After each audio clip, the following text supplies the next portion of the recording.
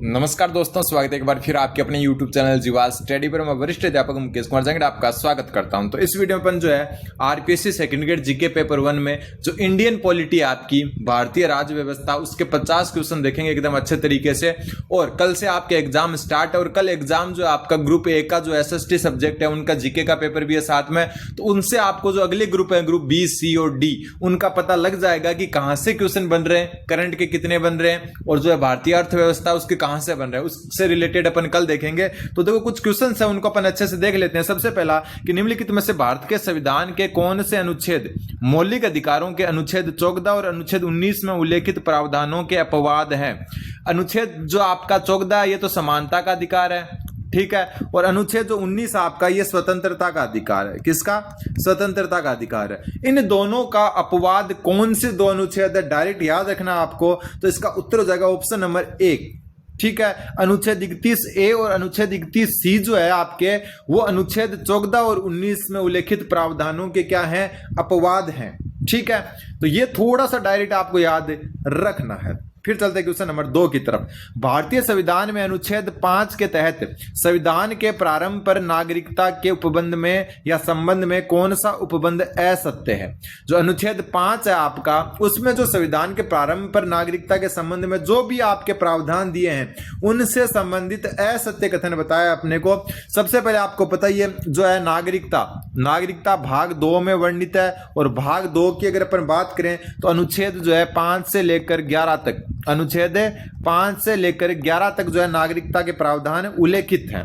तो इनमें जो आपके अनुच्छेद 5 जो है उसमें नागरिकता जो है संविधान प्रारंभ में क्या होनी चाहिए थी उसके बेस पर उपबंध दिए हैं, उसमें कौन सा असत्य है? तो सबसे पहला देखो कि संविधान के प्रारंभ पर प्रत्येक व्यक्ति जिसका भारत के राज्य क्षेत्र में अधिवास है वो भारत का नागरिक होगा। तो एक तो ये बात दी हुई है, बिल्कुल सही बात है। फिर आपका कि जो भारत के राज्य क्षेत्र में जन्मा हो वो भी भारतीय नागरिक होगा, बिल्कुल सही बात है। फिर है जिसके माता पिता में से कोई एक भारत के राज्य क्षेत्र में जन्मा हो तो वो भी सही है। अनुच्छेद 5 के तहत बात हो रही है संविधान के प्रारंभ पर नागरिकता के क्या उपबंध है। फिर है संविधान के प्रारंभ से ठीक पहले कम से कम 10 वर्ष तक भारत के राज्य क्षेत्र में मामूली तौर पर निवासी रहा हो। तो ये जो है आपका क्या है? गलत है। ध्यान में रख लेना ये 5 वर्ष है। ये एक इंपॉर्टेंट लाइन बनती है कि अनुच्छेद 5 में जो है संविधान के प्रारंभ से कितने वर्ष पहले जो है राज्य क्षेत्र में मामूली तौर पर निवासी रहने का प्रावधान है? तो 5 वर्ष, ठीक है। अब चलते हैं क्वेश्चन नंबर 3 की तरफ। असुमेलित युग में बताना है अपने को। सबसे पहले 15वां संविधान संशोधन। 15वां जो संविधान संशोधन है आपका वो किससे संबंधित है? तो 15वां संविधान संशोधन उच्च न्यायालय के जो नया टॉपिक जुड़ा आपके हाई कोर्ट उच्च न्यायालय के न्यायाधीशों की सेवा निवृत्ति आयु 60 से 62 की गई थी इसमें, ठीक है। इंपॉर्टेंट बनता है 15वें संविधान संशोधन में क्या किया गया? जो हाई कोर्ट है उनके जो न्यायाधीश है उनकी जो आपकी रिटायरमेंट की जो एज है वो 60 से 62 की गई, ठीक है। फिर 17वां संविधान संशोधन ये भी इंपॉर्टेंट बनता है, बहुत बार आ चुका है कि राष्ट्रपति के निर्वाचन मंडल में दिल्ली विधानसभा के सदस्यों एवं केंद्र शासित राज्य पुडुचेरी के सदस्यों को शामिल किया गया। पहली बार 17वें संविधान संशोधन द्वारा जो है राष्ट्रपति के निर्वाचन मंडल में दिल्ली और पुडुचेरी को शामिल किया गया। फिर बात करें 21वां संविधान संशोधन। जो 21वां संविधान संशोधन है वो आपका पंजाबी भाषा 8वीं अनुसूची में शामिल। तो ये आपका क्या है? गलत है। ये क्या है? गलत है। और यहां से क्वेश्चन बहुत बार आए हैं कि जो है कौन से संविधान संशोधन से पंजाबी जुड़ी। तो मैं पहले पंजाबी की आपको बता दूं कि जो आपकी पंजाबी भाषा है वो, और इससे पहले जो है 21वां जो संविधान संशोधन है इससे सिंधी भाषा जुड़ी थी। कौन सी? सिंधी भाषा। सिंधी भाषा को संविधान में जोड़ा गया 21वां संविधान संशोधन द्वारा और ये 15वीं भाषा बनी थी जुड़ने वाली, 15वीं भाषा, ठीक है। अब अपन अगर बात करें एक जो क्वेश्चन आए हैं बार बार, एक आया 71वां संविधान संशोधन। कौन सा? 71वां संविधान संशोधन आया है। 71वें संविधान संशोधन में कौन कौन सी भाषाएं जुड़ी है? नाम याद रख लेना। तो इससे कोंकणी, ठीक है, यहां से क्वेश्चन बहुत बार आए हैं, मणिपुरी और नेपाली, ये 3 भाषा जुड़ी, ठीक है। एक आपका 92वां संविधान संशोधन, 92वां संविधान संशोधन, इससे भाषा जुड़ी, उनका भी ध्यान में रखना आपको। बोडो, ठीक है, डोगरी, बोडो, डोगरी, मैथिली और संथाली, मैथिली और संथाली, ये जुड़ी 92वें संविधान संशोधन द्वारा। एक चीज और हमेशा ध्यान में रख लेना, जो इंग्लिश लैंग्वेज अंग्रेजी ये 8वीं अनुसूची में शामिल नहीं है, 8वीं अनुसूची में शामिल नहीं है, शामिल नहीं है। ये भी एक क्वेश्चन आ चुका है कि निम्नलिखित जो युग्म है उनमें से कौन जो है पूरा का पूरा युग्म में 8वीं अनुसूची में शामिल नहीं है, तो इंग्लिश ही नहीं है, ध्यान में रख लेना इस चीज को, क्या नहीं है, इंग्लिश ही नहीं है, तो ये आपको ध्यान में रखना है। फिर आपका 98वां जो संविधान संशोधन है वो कर्नाटक राज्य के हैदराबाद कर्नाटक क्षेत्र के लिए विशेष प्रावधान से संबंधित है, तो ये इतना इंपॉर्टेंट नहीं बनता, लेकिन ऊपर वाले 3 जो है इंपॉर्टेंट बनते हैं। क्वेश्चन नंबर 4, भारतीय संविधान का कौन सा अनुच्छेद संसद के दोनों सदनों की संयुक्त बैठक का उपबंध करता है? आगे बढ़े उससे पहले मैं बता दूं कि डिस्क्रिप्शन में एक तो टेलीग्राम ग्रुप दिया है अपना, ठीक है, वहां आप जो है जुड़ सकते हो। दूसरी बात, कल अपना ग्रुप ए का पेपर हो जाएगा, उसके बाद जो भी ग्रुप बी सी डी के स्टूडेंट है उनके जो क्वेश्चन बन सकते हैं उसके बेस पर वो करवाए जाएंगे। सबसे पहले आंसर की भी आपको जो है यहीं मिलेगी जीवा स्टडी पर, तो आप चैनल जीवा स्टडी को सब्सक्राइब कर दें, एकमात्र चैनल है जो सिर्फ सेकंड ग्रेड को समर्पित है। तो भारतीय संविधान का कौन सा अनुच्छेद संसद के दोनों सदनों की संयुक्त बैठक का प्रावधान करता है? तो इसका उत्तर अनुच्छेद 108 हो जाएगा, ठीक है। अनुच्छेद जो 107 है वो क्या कहता है? अनुच्छेद 107 जो है आपका विधेयकों के जो है पुनः स्थापन और पारित किए जाने के संबंध में है, ठीक है, विधेयकों के पुनः विचार और पारित किए जाने के संबंध में, ठीक है, पुनः विचार से संबंधित मान सकते हो आप, ठीक है। फिर बात करें अनुच्छेद 109, ये आपका धन विधेयकों की प्रक्रिया, धन विधेयकों के संबंध में जो विशेष प्रक्रिया है, विधेयकों के संबंध में विशेष प्रक्रिया से संबंधित है, कौन सा? अनुच्छेद 109, ठीक है। अनुच्छेद 110 में क्या है? धन विधेयक की परिभाषा है, धन विधेयक की परिभाषा है, ये आपको थोड़ा सा ध्यान में रखना है, तो उत्तर हो जाएगा इसका ऑप्शन नंबर बी। अब चलते हैं क्वेश्चन नंबर 5 की तरफ। निम्नलिखित में से किस मामले में उच्चतम न्यायालय ने कहा कि अनुच्छेद 21 में अभिव्यक्त कानून द्वारा स्थापित प्रक्रिया का अर्थ है कि कानून द्वारा निर्धारित प्रक्रिया न्यायोचित, निष्पक्ष और उचित होनी चाहिए, न कि मनमानी, काल्पनिक व दमनकारी। मोस्ट इंपोर्टेंट और बेस्ट क्वेश्चन आपका कि अनुच्छेद 21 के तहत जो कानून द्वारा स्थापित प्रक्रिया है उसका जो है निर्धारित प्रक्रिया न्यायोचित, निष्पक्ष और उचित होनी चाहिए, न कि मनमानी और काल्पनिक। ये किससे संबंधित है? तो ये उत्तर हो जाएगा मेनका गांधी बनाम भारत संघवाद से। किससे? मेनका गांधी बनाम भारत संघवाद से, ठीक है। अब चलते हैं आगे, इसमें इतना ही ध्यान रखना है अपने को। क्वेश्चन नंबर 6, एक जो आप अनुच्छेद 21 को ध्यान में रख सकते हो, ठीक है। अनुच्छेद 21 जो है ना, अनुच्छेद 21 ये बता देता हूं, जीने का अधिकार, किसका? जीने का जो अधिकार या जीवन का अधिकार है वो इसमें ही निहित है। किसमें? जीवन का अधिकार, जीवन का या जीने का जो अधिकार है आपका वो किसमें है? इसमें ही निहित है, ये आपको ध्यान में रखना है। क्वेश्चन नंबर 6, अनुच्छेद जो है 39 के उपखंड और संबंधित उद्देश्य दिए हुए हैं। सबसे पहले अगर अपन बात करें 39A की, किसकी बात करें? 39 अगर ए की बात करें तो ये जो है 2 नंबर से संसाधनों का समान वितरण, संसाधनों का समान वितरण किससे? अनुच्छेद 39A से। फिर जो आपका है अनुच्छेद 39D, अनुच्छेद 39D क्या कहता है? समान कार्य के लिए समान वेतन, ये इंपॉर्टेंट बनता है, ध्यान में रखना है। फिर अनुच्छेद 39C क्या कहता है? अनुच्छेद 39 जो C आपका ये कहता है कि आर्थिक व्यवस्था का संचालन, ठीक है, नीति निर्देशक तत्वों से संबंधित है। फिर 39E क्या कहता है? श्रमिकों के स्वास्थ्य का संरक्षण। ये सारा का सारा आपका अनुच्छेद 39A, C, D और ई है, जो जिस कलर में लिखा हुआ है उससे क्या है? सुमेलित है। क्वेश्चन नंबर 7, कौन सा सुमेलित नहीं है? इधर प्रधानमंत्री है, इधर राष्ट्रपति है, ठीक है। सबसे पहले अगर अपन बात करें पीवी नरसिम्हा राव, तो इनके समय जो है आपके के.आर. नारायणन नहीं थे, तो यही गलत हो गया, आपका पहला ही गलत हो गया, ठीक है। के.आर. नारायणन जो है 2 ही प्रधानमंत्रियों के काल में थे, एक तो आपके इंद्र कुमार गुजराल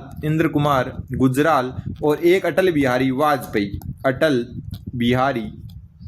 वाजपेयी, ठीक है, ये 2 के काल में थे, ठीक। इंदिरा गांधी के काल में ज्ञानी जैल सिंह थे, बिल्कुल थे। इंदिरा गांधी के टाइम जो है ज्ञानी जैल सिंह थे, क्योंकि इन्होंने जो है आपको जो आपका डाक जो आपका विधेयक था एक, उस पर वीटो पावर लगाई थी, ये बहुत जो चर्चा का विषय रहता है। लाल बहादुर शास्त्री प्रधानमंत्री के समय डॉक्टर एस राधाकृष्णन थे, बिल्कुल थे।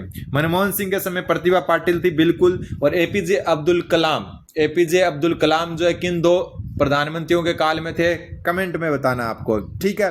अब थोड़ा सा मैं आपको बता दूं, एक अपने जो है इधर लिख देता हूं, राष्ट्रपति जो आर वेंकटरमन है, आर वेंकटरमन, ये ना सर्वाधिक 4 पीएम जो है ना, इनका जो है कार्यकाल इन्होंने देखा है। 4 प्रधानमंत्री की बात कर रहा हूं, पीएम मतलब, ठीक है। इसमें जो है एक तो राजीव गांधी, कौन, राजीव गांधी, ठीक है। दूसरे वीपी सिंह थे आपके, वीपी सिंह थे, ठीक है। तीसरे जो आपके थे पीएम वो थे एसडी देवगौड़ा, एसडी देवगौड़ा, ठीक है। और एक थे आपके इंद्र कुमार गुजराल, इंद्र कुमार गुजराल। इन 4 जो है किसका, इन 4, सॉरी गलत लिखवा दिया, सॉरी, वीपी सिंह के बाद में, एक मिनट, राजीव गांधी, वीपी सिंह और चंद्रशेखर थे, ठीक है। कौन थे, चंद्रशेखर, और एक पीवी नरसिम्हा राव। कौन थे, पीवी नरसिम्हा राव, नरसिम्हा राव। ये 4 थे आपके, राजीव गांधी, वीपी सिंह, चंद्रशेखर और पीवी नरसिम्हा राव। किसके समय, आर वेंकटरमन के समय, ठीक है। ऐसे एक शंकर दयाल शर्मा थे, उनके समय 4 थे, लेकिन जो एक आपके इंद्र कुमार गुजराल थे वो कार्यवाहक थे,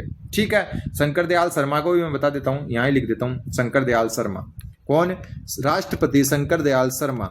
इनके भी 4 पीएम थे, लेकिन एक पीएम कार्यवाहक थे, ठीक है। एक क्या थे, कार्यवाहक थे।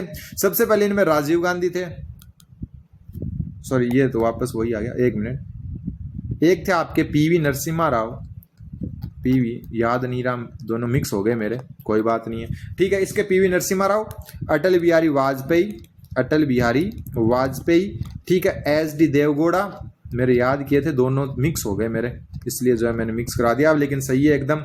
और इंद्र कुमार गुजराल, इंद्र कुमार गुजराल, ये कार्यवाहक थे, इंद्र कुमार गुजराल कार्यवाहक थे। तो ये 2 राष्ट्रपति हैं जिनके 4 पीएम रहे थे, ठीक है। 4 पीएमओ के काल में रहे थे, लेकिन जो ऊपर वाले शंकर दयाल शर्मा, उसमें इंद्र कुमार गुजराल क्या थे आपके, इंद्र कुमार गुजराल कार्यवाहक थे, ठीक। अब चलते हैं आगे क्वेश्चन नंबर 8 की तरफ। भारतीय संविधान के अनुच्छेद 41 के तहत निम्न में से कौन सी दशा लोक सहायता पाने के लिए उल्लेखित नहीं है। मतलब अनुच्छेद 41 जो है वो लोक सहायता से संबंधित है। इसमें कुछ दशाएं दी गई है, इसमें कुछ दशाएं दी गई है, उसमें आपके कौन सी शामिल नहीं है, तो उसमें दुर्बलता शामिल नहीं है। कौन नहीं है शामिल, दुर्बलता शामिल नहीं है। इसमें जो है आपका कौन सी है, बेकारी, बुढ़ापा, जो है निःशक्तता और बीमारी, ये 4 शामिल। कौन कौन सी, बेकारी, बुढ़ापा, बीमारी और निःशक्तता, ये 4 जो है शामिल है, दुर्बलता इसमें शामिल नहीं है। अब चलते हैं क्वेश्चन नंबर 9 की तरफ।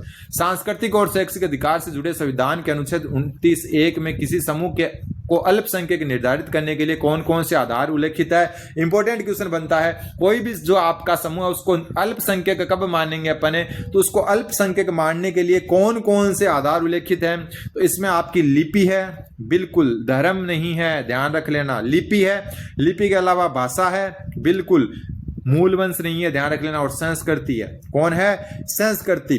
तो कौन सी है, भाषा, लिपि और संस्कृति। भाषा, लिपि और संस्कृति ये अल्पसंख्यक मानने के लिए जो है लिखे हुए या उल्लेखित हैं। तो उत्तर हो जाएगा 1, 3 व 5। अब चलते हैं आगे क्वेश्चन नंबर 10 की तरफ।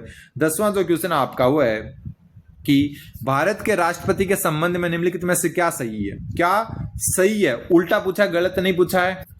सबसे पहले कि राष्ट्रपति के रूप में पद धारण करने के बाद कोई व्यक्ति राष्ट्रपति के पद पर पुनर्निर्वाचन के पात्र नहीं होगा, तो ये गलत है, पात्र होगा।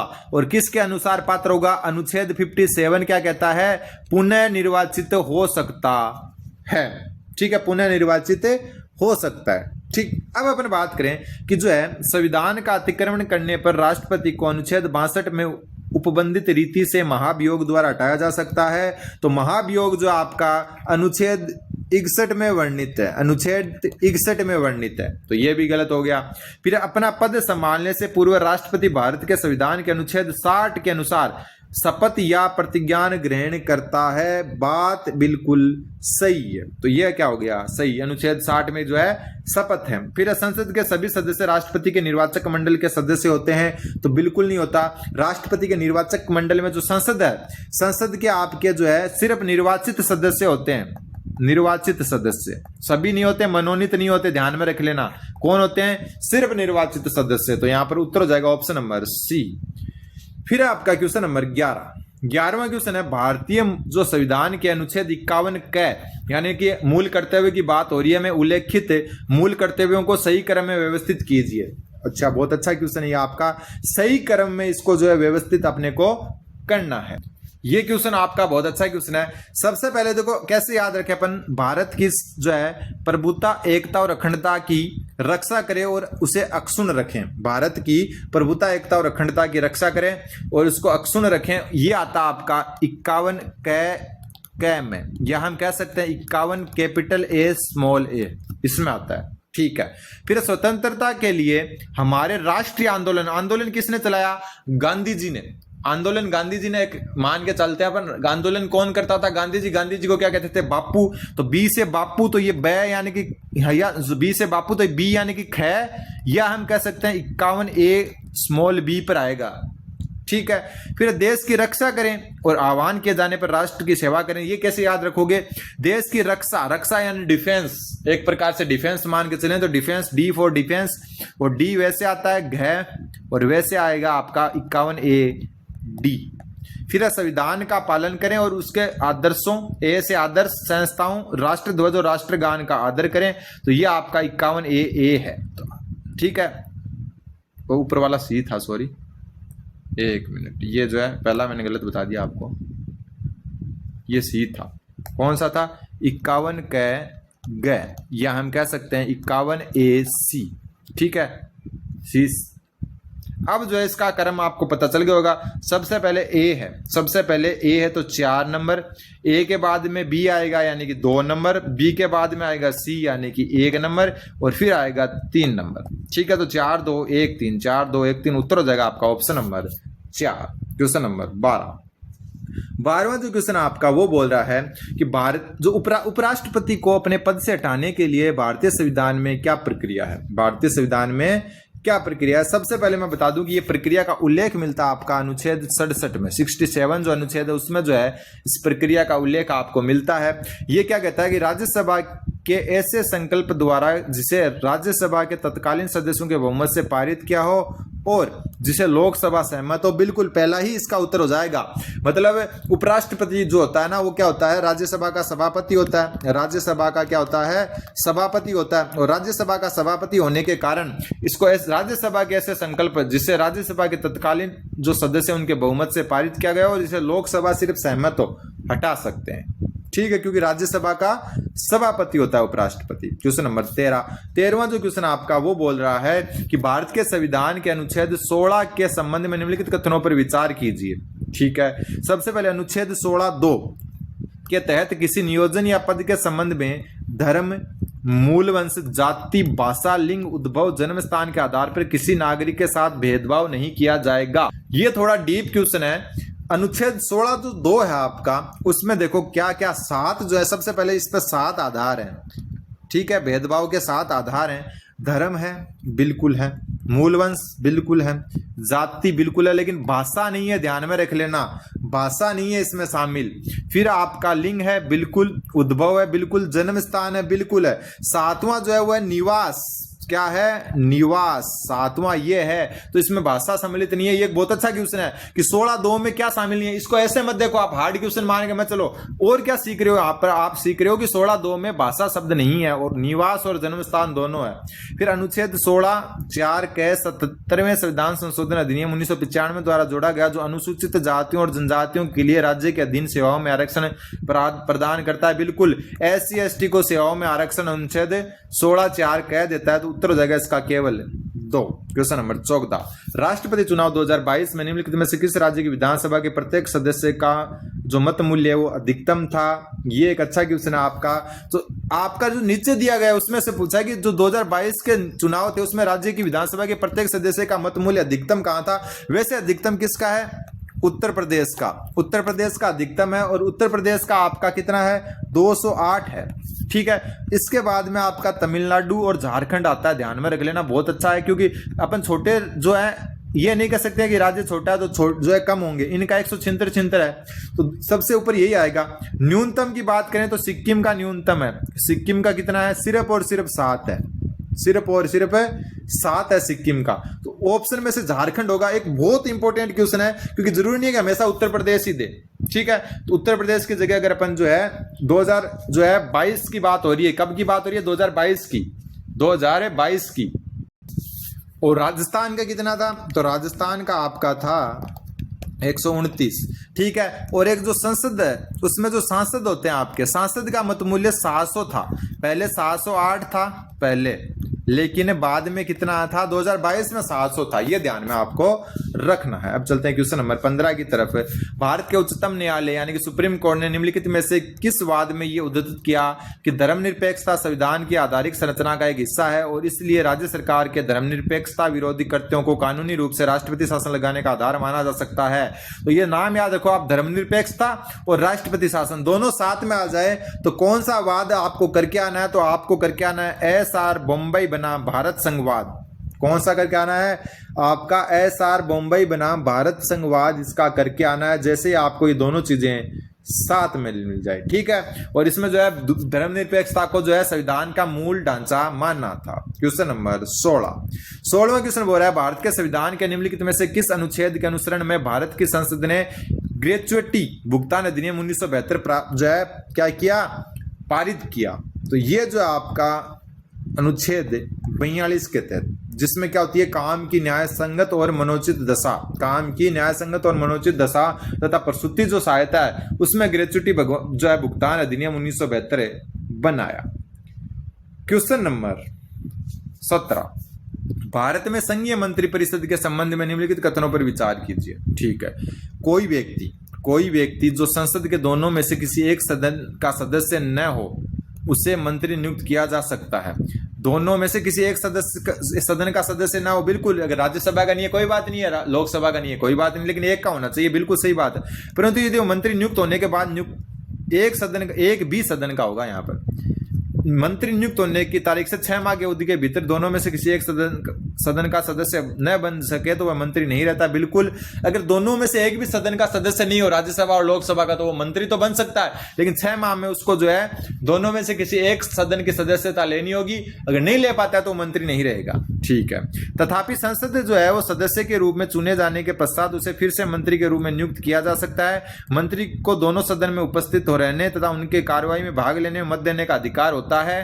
अब जो मोस्ट इंपोर्टेंट बनता है, ये ध्यान में रख लेना, जो मंत्री होता है, मंत्री भले लोकसभा का सदस्य हो लेकिन मंत्री दोनों सदन में उपस्थित रह सकता है। एक तो ये ध्यान रखना, उनकी कार्रवाई में भी भाग ले सकता है दोनों सदन में। कई बार आपने देखा होगा नरेंद्र मोदी राज्यसभा में भी बैठे होते हैं, जबकि वो तो लोकसभा सदस्य हैं, लेकिन मत नहीं दे सकते। वो मत सिर्फ जिसमें होते हैं उसी में दे सकते हैं। राज्यसभा वाला लोकसभा में आ सकता है, मंत्री सिर्फ मंत्री आ सकता है, ध्यान रख लेना, कोई सदस्य नहीं आ सकता। मान लो कि कोई मंत्री है, राजनाथ सिंह है जो रक्षा मंत्री आपके, वो जो है आपके लोकसभा सदस्य हैं, लेकिन वो राज्यसभा में जा सकते हैं, वहां पर जो है कार्रवाई में भी भाग ले सकते हैं, लेकिन मत नहीं दे सकते। ध्यान में रख लेना। तो यहां पर केवल एक सही है। क्वेश्चन नंबर 18वां जो क्वेश्चन आपका वो है कि निम्नलिखित कथनों पर विचार कीजिए। अभी कर लेते हैं। सबसे पहला कि प्रधानमंत्री की नियुक्ति राष्ट्रपति करता है और अन्य मंत्रियों की नियुक्ति राष्ट्रपति प्रधानमंत्री की सलाह पर करता है। अब देखो सबसे मेन बात है कि अपने को यहाँ पर असत्य बताना है। तो प्रधानमंत्री की नियुक्ति राष्ट्रपति करता है, बिल्कुल करता है, और अन्य मंत्रियों की नियुक्ति राष्ट्रपति प्रधानमंत्री की सलाह पर करता है, बिल्कुल। अनुच्छेद 75(1) की बात हो रही है यहाँ पर, तो ये तो बिल्कुल सही है। फिर आपका कि मंत्रिपरिषद जो है वो प्रधानमंत्री सहित मंत्रियों की कुल संख्या संसद के सदस्यों की कुल संख्या के 15% से अधिक नहीं होगी।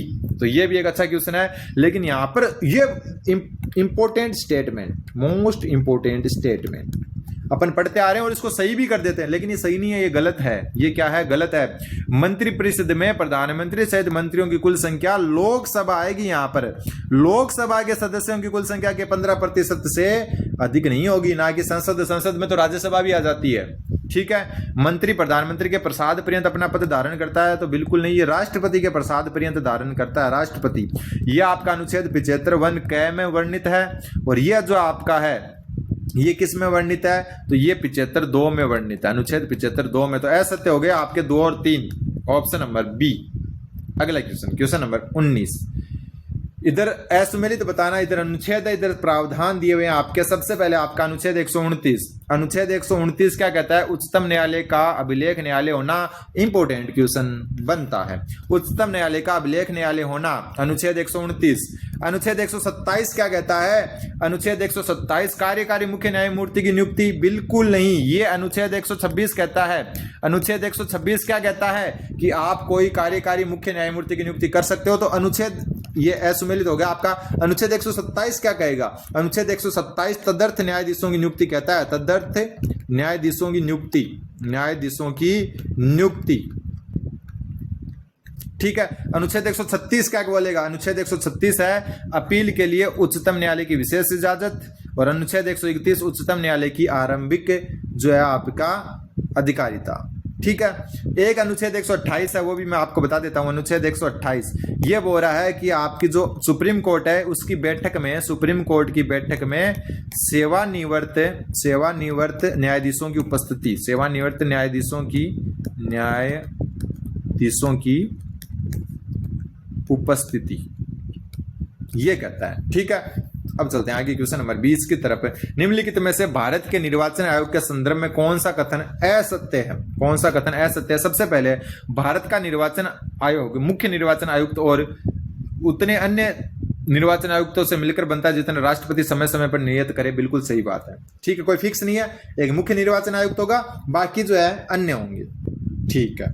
फिर आपका मुख्य निर्वाचन आयुक्त को उसके पद से उसी रीति और आधारों पर हटाया जाएगा जिस रीति और आधारों पर उच्चतम न्यायालय के न्यायाधीश को हटाया जाएगा।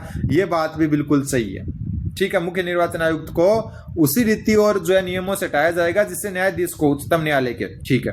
अन्य निर्वाचन आयुक्त या प्रादेशिक आयुक्त को मुख्य निर्वाचन आयुक्त की सिफारिश पर ही पद से हटाया जाएगा। ये एक इंपॉर्टेंट बनता है आपका। क्या बनता है कि मुख्य निर्वाचन आयुक्त को तो जो सुप्रीम कोर्ट है उसके न्यायाधीशों वाली प्रक्रिया से हटा सकते हैं, लेकिन जो अन्य चुनाव आयुक्त या निर्वाचन आयुक्त होते हैं ना, उसको क्या कर सकते हैं? मुख्य निर्वाचन आयुक्त की सिफारिश पर भी हटाया जा सकता है, ठीक है। फिर भारत का निर्वाचन आयोग अपनी स्थापना से ही बहुसदस्यीय आयोग रहा है, तो बिल्कुल गलत है। अभी तो बहुसदस्य है, लेकिन अपने को ऐसा बताना तो ऑप्शन डी हो गया। अब मैं आपको थोड़ा बता दूं, 1950 से लेकर 15 अक्टूबर 1989 तक एक सदस्य निकाय था। क्या था? एक सदस्यीय निकाय। सिर्फ और सिर्फ मुख्य चुनाव आयुक्त होता था, एक सदस्यीय निकाय था। 16 अक्टूबर 1989, ठीक है। इसमें क्या हुआ? राष्ट्रपति ने 2 अन्य निर्वाचन आयुक्तों की नियुक्ति कर दी, निर्वाचन आयुक्त, ठीक है। फिर क्या हुआ? 1990 में पुनः एक सदस्य हो गया, पुनः एक सदस्य। और वर्तमान जो स्वरूप है इसका, वर्तमान स्वरूप अक्टूबर 1993 में वापस आ गया। अक्टूबर 1900 पुनः 1+2 हो गया, शॉर्ट में लिख रहा हूं, ठीक है। ये डेट आपको याद है रखनी है। अब हम चलते हैं क्वेश्चन नंबर 21 की तरफ। अनुपम बरनवाल बनाम भारत संघवाद का संबंध किससे है? तो अनुपम बरनवाल और भारत संघ जो वाद आपका 2023 का, ये भारत के निर्वाचन आयोग से संबंधित है। मोस्ट इंपोर्टेंट ये बनता है क्योंकि ये नया टॉपिक जुड़ा है। क्वेश्चन आ सकता है कि भारत के निर्वाचन आयोग से संबंधित कौन सा वाद है? अनुप बरनवाल बनाम भारत संघवाद, ठीक है। इसने क्या बोला कि मुख्य निर्वाचन आयुक्त और अन्य निर्वाचन आयुक्त है उसकी नियुक्ति राष्ट्रपति द्वारा 3 सदस्य जो समिति है उसकी सिफारिश पर की जाएगी, ठीक है। कौन से होंगे 3 सदस्य? सबसे पहले प्रधानमंत्री, ठीक है, विपक्ष का नेता, और तीसरा जो इन्होंने बोला वो भारत के मुख्य न्यायाधीश, भारत के मुख्य न्यायाधीश ये होंगे, ठीक है। फिर अपन बात करें, इन्होंने क्या बोला, जैसे ऊपर अपन बात क्या करके आए कि अन्य जो निर्वाचन आयुक्त है उनको कौन मुख्य निर्वाचन आयुक्त ही हटा सकता है, लेकिन इन्होंने बोला कि जो अन्य निर्वाचन आयुक्त है ना उनकी पद से हटाने की प्रक्रिया जो मुख्य चुनाव या मुख्य निर्वाचन आयुक्त है उनके बराबर होनी चाहिए, उनके सम्मान होनी चाहिए, ठीक है। इन दोनों को हटाने की प्रक्रिया क्या होनी चाहिए? बराबर होनी चाहिए हटाने की प्रक्रिया, ठीक। फिर आपका आता है क्वेश्चन नंबर 22। कौन से संविधान संशोधन द्वारा भारतीय संविधान के अनुच्छेद 31 घ को निरस्त किया गया?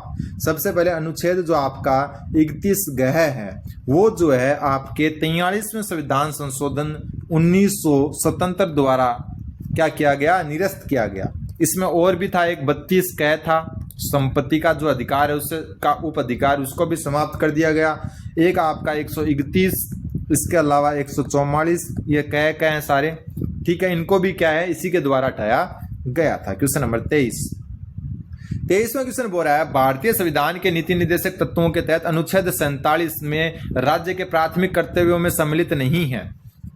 सबसे पहले राज्य का प्राथमिक कर्तव्य होंगे क्या होगा? अनुच्छेद जो है 47 होगा, अब जो है इसमें कौन सम्मिलित नहीं है? पोषाहार स्तर को ऊंचा करना कर्तव्य है, बिल्कुल है। जीवन स्तर को ऊंचा करना, बिल्कुल। लोक कल्याण में अभिवृद्धि करना, लोक कल्याण में अभिवृद्धि करना जो है इसमें सम्मिलित नहीं है। बाकी लोक स्वास्थ्य में सुधार करना बिल्कुल शामिल है। अब चलते हैं आगे क्वेश्चन नंबर 24 की तरफ। जन प्रतिनिधित्व अधिनियम 1951 की किस धारा के तहत आपराधिक दोष सिद्धि के आधार पर सांसदों और विधायकों की अयोग्यता के संदर्भ में उपबंध है? जन प्रतिनिधित्व अधिनियम 1951, यह आपका निर्वाचन आयोग जो टॉपिक है उससे संबंधित है कि किस धारा के तहत आपराधिक दोष सिद्धि के आधार पर सांसदों और विधायकों की अयोग्यता के संदर्भ में उपबंध है। तो इसका उत्तर आपका हो जाएगा ऑप्शन नंबर ए, धारा 8। इसको डायरेक्ट ही याद रखना है आपको, ठीक है। क्या रखना है? डायरेक्ट आपको जो है इसको याद रखना है। क्वेश्चन नंबर 25वां क्वेश्चन बोला भारत के संसद के संदर्भ में निम्नलिखित कथनों पर विचार कीजिए और कौन से सही है वो बताना है। सबसे पहले, भारत के राष्ट्रपति द्वारा किसी सदन के सत्रावसान के लिए मंत्रिपरिषद के परामर्श की आवश्यकता नहीं है। तो ये आपका क्या है? बिल्कुल गलत है। ये आपका जो है बिल्कुल गलत है। भारत एक जो है संसदीय लोकतंत्र है। यहाँ राष्ट्रपति जो है सिर्फ जो है कार्यपालिका यानी कि जो मंत्रिपरिषद है उसके जो है सलाह पर कार्य करता है। तो जो भी सदन के जो है समाप्त करने जो है उससे जो है आपको राष्ट्रपति द्वारा केवल मंत्रिपरिषद और प्रधानमंत्री की सलाह पर ही किया जा सकता है। तो ये गलत हो गया आपका, ठीक है। परामर्श आवश्यक है। फिर सदन का सत्रावसान सामान्यतः सदन के अनिश्चित काल के लिए स्थगित होने के पश्चात किया जाता है, किंतु भारत के राष्ट्रपति द्वारा उस सदन का सत्रावसान करने पर कोई वर्जन नहीं है जो सत्र में हो। बिल्कुल ये सही है। फिर लोकसभा का विघटन भारत के राष्ट्रपति द्वारा असाधारण परिस्थितियों को छोड़कर मंत्रिपरिषद के परामर्श से किया जाता है। बिल्कुल सही है। तो यहाँ 2 व 3 सही है, ठीक है। ये ज्यादा अच्छा क्वेश्चन मेरे को नहीं लगा। आप चलते हैं आगे क्वेश्चन नंबर 26 की तरफ। 26वां क्वेश्चन बोल रहा है भारत के संविधान के अनुच्छेद 19(1) के अंतर्गत अधिकारों को क्रमानुसार व्यवस्थित कीजिए। सबसे पहले आपका भारत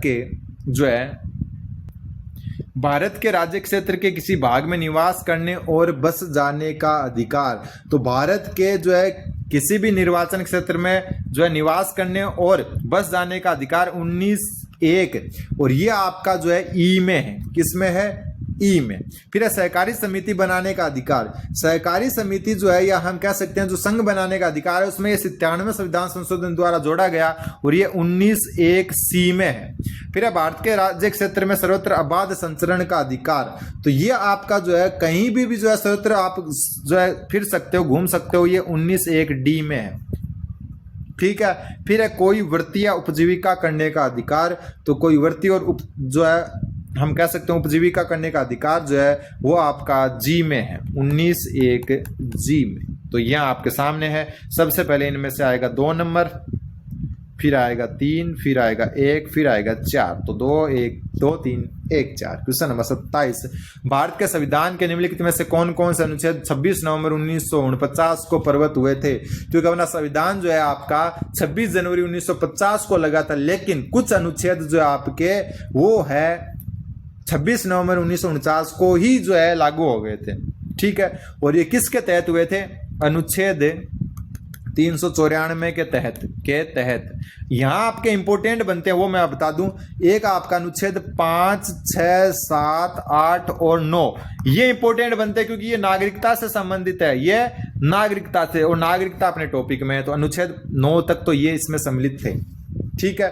इसके अलावा जो आपको ध्यान में रखना है वो रखना है एक अनुच्छेद 60, बिल्कुल। अनुच्छेद 60 के अलावा अनुच्छेद 324, 366, 367 ये जो है ध्यान में रख लेना। 366, 367, 379, 380 इतना आपको याद नहीं रहेगा, आपको इंपोर्टेंट नागरिकता वाले रखने हैं। तो यहाँ पर जो आपके सिर्फ 1 व 2 सम्मिलित हैं। क्वेश्चन नंबर 28, निम्नलिखित में से भारत के मुख्य निर्वाचन आयुक्तों को उनके कालक्रम के अनुसार व्यवस्थित कीजिए। इसको क्वेश्चन को आपको जो है इतनी करने की जरूरत नहीं है। वर्तमान में ध्यान रख लेना ज्ञानेश कुमार है, वर्तमान में कौन है? ज्ञानेश कुमार है, ठीक है। बाकी इसको याद रखने की इतनी जरूरत नहीं है, ये क्वेश्चन इतना नहीं है। फिर निम्नलिखित में से लोकसभा अध्यक्ष कौन कौन सी समिति का अध्यक्ष होता है? ये एक अच्छा क्वेश्चन है। लोकसभा जो अध्यक्ष आपका कौन कौन सी समिति का अध्यक्ष होता है? तो व्यापार सलाहकार समिति का होता है, बिल्कुल। नियम समिति का होता है, बिल्कुल होता है।